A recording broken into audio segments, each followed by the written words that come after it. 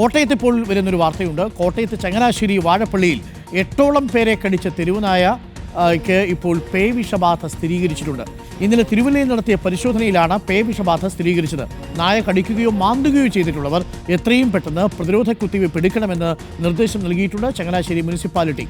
നായ പ്രദേശത്തെ മറ്റ് നായ്ക്കളെ കടിച്ചു എന്ന സംശയം ഇപ്പോൾ ബാക്കി നിൽക്കുന്നുണ്ട്. അഖിലുണ്ട് കൂടുതൽ വിവരങ്ങളുമായി. അഖിൽ, അല്പം ആശങ്ക പടർത്തുന്നതാണ്. ഇന്നലെ കോട്ടയത്ത് 8ഓളം പേരെ കടിച്ച തെരുവുനായയാണ്. അപ്പോൾ ഈ നായയ്ക്ക് പേവിഷബാധ സ്ഥിരീകരിച്ചു. ഈ നായ മറ്റു മൃഗങ്ങളെ കടിച്ചിട്ടുണ്ടോ എന്ന കാര്യത്തിൽ സംശയമുണ്ടോ? ഉണ്ട് അരുൺകുമാർ, അത് തന്നെയാണ്. കാരണം വ്യാഴാഴ്ചയാണ് ഈ നായ്ക്കുട്ടി പ്രദേശത്തുള്ള 8ഓളം വരുന്ന ആളുകളിൽ 3 കുട്ടികളാണ്, വിദ്യാർത്ഥികളാണ് എന്നുള്ളതാണ്. 3 കുട്ടികളെ അടക്കം കടിച്ചിരുന്നു. ഈ പ്രദേശത്താകെ തന്നെ നിരവധി നായ്ക്കളുണ്ട് എന്നുള്ളതാണ്.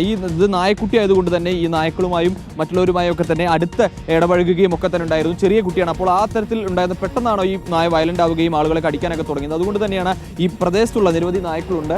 അത്തരത്തിൽ മറ്റു നായ്ക്കളെ കടിച്ചിട്ടുണ്ടോ എന്നൊരു ആശങ്ക ഇവിടെയുള്ള ജനപ്രതിനിധികൾ അടക്കമുള്ള ആളുകൾ പങ്കുവെക്കുകയും ചെയ്യുന്നത്. അതിനുവേണ്ട നടപടികൾ സ്വീകരിക്കണം. അതായത് ഈ നായ്ക്കൾക്ക് വേണ്ട വാക്സിനേഷൻ നൽകണം എന്നുള്ള ആവശ്യമാണ് അവർ മുന്നോട്ട് വെക്കുകയും ചെയ്യുന്നത്.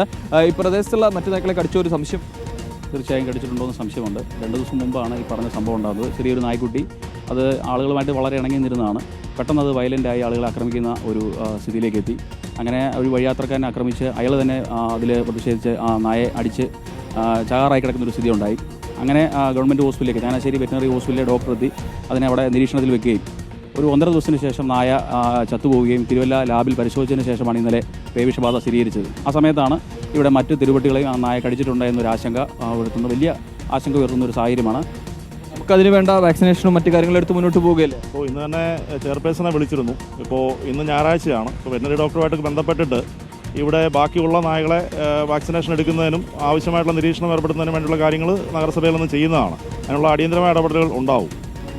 അരുൺകുമാർ, അതുതന്നെയാണ്. എന്തായാലും ഈ നായ്ക്കളെ എന്തായാലും വാക്സിനേറ്റ് ചെയ്യേണ്ടതുണ്ട്. കാരണം നമുക്ക് ഒരു സംശയമാണ്, ഉറപ്പിക്കില്ല. പക്ഷേ ഈ നായക്കുട്ടി ആയതുകൊണ്ട് തന്നെ ഇതുമായി ഇടപഴകുന്നതുകൊണ്ട് തന്നെ കടിക്കാനുള്ള സാധ്യത ഉണ്ട് എന്നുള്ളത് തന്നെയാണ്. അപ്പോൾ ജനങ്ങളുടെയൊക്കെ ഒരു സുരക്ഷ മുൻനിർത്തിക്കൊണ്ട് അതിന് വേണ്ട തുടർ നടപടികൾ സ്വീകരിക്കുക എന്നുള്ളതാണ്. നമ്മൾ ഈ കോട്ടയത്തെ ഈ നായയുടെ പ്രശ്നങ്ങൾ പറയുമ്പോൾ അതിനൊപ്പം ചേർത്ത് പറയേണ്ട ഒരു മറ്റൊരു കാര്യം കൂടിയുണ്ട്. അതായത് ജില്ലയിൽ ആകെയുള്ള ഒരു ABC സെൻ്ററാണ്. ആ ABC സെൻ്റർ നിലവിൽ പ്രവർത്തിക്കുന്നില്ല എന്നുള്ളത് തന്നെയാണ് ഏറ്റവും പ്രധാനപ്പെട്ട കാര്യം എന്ന് പറയുന്നത്. 2 ABC സെൻ്ററുകൾക്ക് പ്രപ്പോസലുകളൊക്കെ നൽകിയിട്ട് 5-6 മാസത്തിലധികമായി. പക്ഷേ അത് ആരംഭിക്കുന്ന നടപടികളൊന്നും ആരംഭിക്കില്ല. അതുകൊണ്ട് തന്നെ ഈ എണ്ണത്തിൽ വർധന ഉണ്ടാകുന്നുണ്ട് എന്നൊരു ആക്ഷേപം നാട്ടുകാരെ സംബന്ധിച്ചോളം ഒക്കെ ഉണ്ട്. അപ്പോൾ കൃത്യമായ ഇടപെടലുകൾ അധികാര ഭാഗത്ത് ഉണ്ടാവണം. കാരണം ഈ നായ്ക്കളെ നമ്മൾ കൂട്ടത്തോടെ കൊല്ലാനോ അല്ലെങ്കിൽ മറ്റു കാര്യങ്ങളോ അല്ല. അപ്പോൾ കടി കിട്ടാതിരിക്കാനുള്ള നടപടികൾ തുടർ നടപടി സ്വീകരിക്കേണ്ടത് അത്യാവശ്യമാണ് എന്നുള്ളത്. അവർക്ക് ജീവിക്കണം, അതോടൊപ്പം തന്നെ മനുഷ്യന് ജീവിക്കണം. അപ്പോൾ അതിന് വേണ്ട നടപടി സ്വീകരിക്കണം എന്നുള്ളൊരു കാര്യം തന്നെയാണ് ജനങ്ങൾക്കൊക്കെ പറയാനുള്ളത്. Arunkumar, okay, thank you Akhil. അധികാരികൾ പ്രത്യേകം ശ്രദ്ധിക്കുക. ജനങ്ങളുടെ ജീവിതത്തിന് വലിയ പ്രാധാന്യമുണ്ട്. മാത്രമല്ല പേവിഷബാധയേറ്റ മരണമാണ് ലോകത്തിലെ ഏറ്റവും മോശമായ, ഏറ്റവും അസഹനീയമായ മരണം എന്ന് പറയുന്നത്.